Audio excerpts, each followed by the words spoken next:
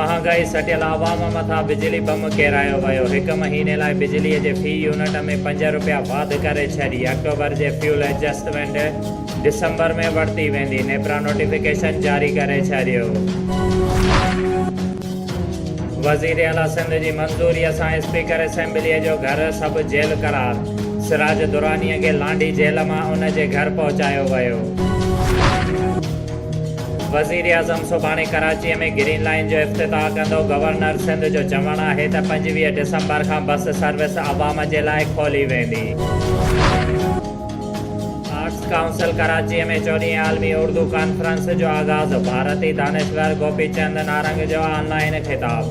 हुन चयो त जीअं इमारतुनि में इमारत ताजमहल आहे, ईअं ई ॿोलियुनि में ॿोली उर्दू आहे।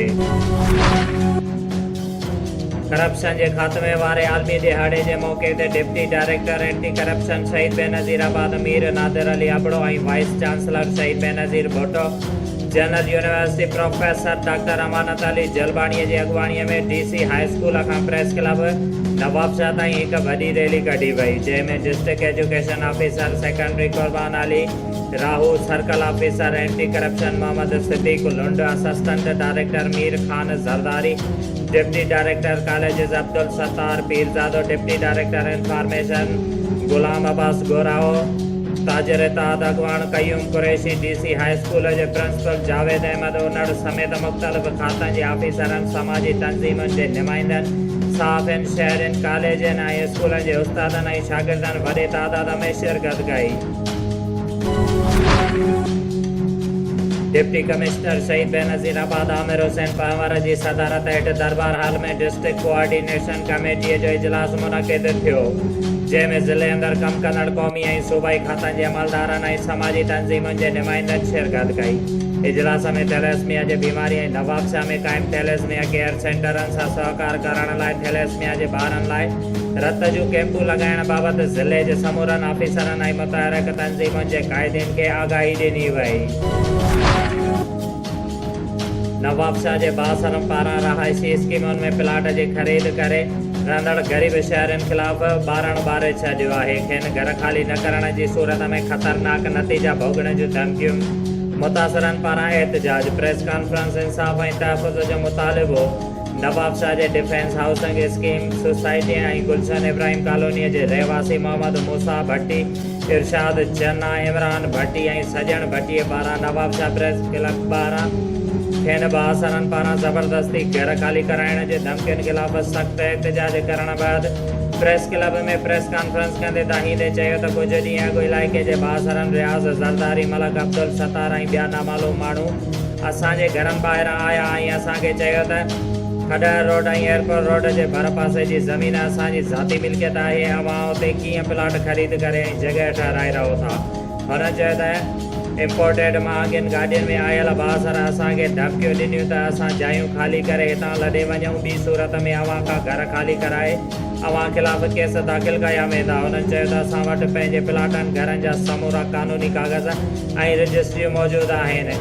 उन बावजूद बासर माण्हू सियासी असर रसूख़ इस्तेमाल करे रेवेन्यू खाते के अमलदारन के पाण सां मिलाए असां ग़रीबन के बेघर और दरबदर करण चाहिनि था, जंहिं ते उन्हनि SSP शहीद बेनज़ीराबाद का मुतालबो किया त खेनि बासरन के ज़ुल्मन ऐं खेनि बेघर थियण खां बचाइण लाइ उन मामले जो नोटिस वठी खेनि इंसाफ़ और तहफ़ुज़ फराहम कयो वञे।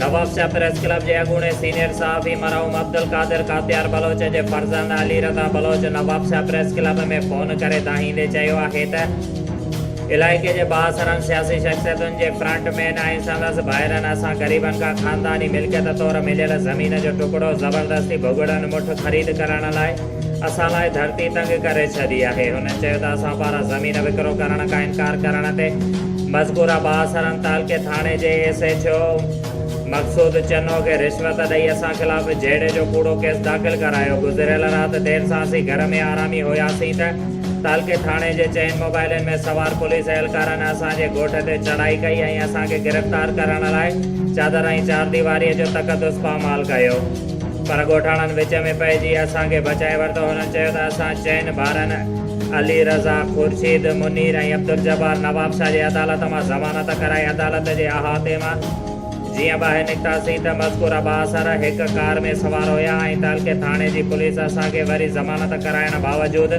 ज़बरदस्ती गिरफ़्तार करण जी कोशिशि कई।